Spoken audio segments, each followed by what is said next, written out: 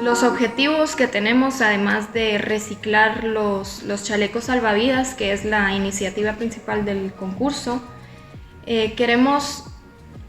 tratar de proveer a bebés y a niños en sus primeros años de infancia,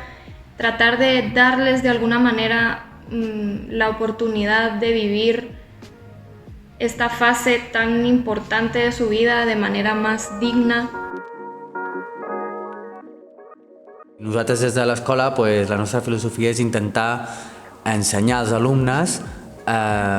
fent projectes que es puguin portar a la realitat i experimentar molt amb els materials i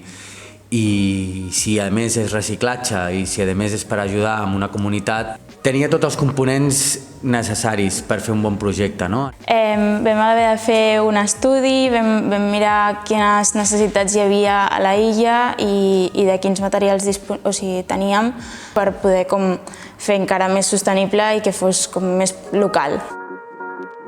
Impregnarnos un poco de lo que está pasando realmente en el mundo. Por ahí uno diseña simplemente objetos o cositas fuera de contexto o simplemente focalizándose en la estética, y este proyecto lo que nos dio fue un pantallazo de realidad y los alumnos supieron entender bien la problemática y resolverla a través del diseño.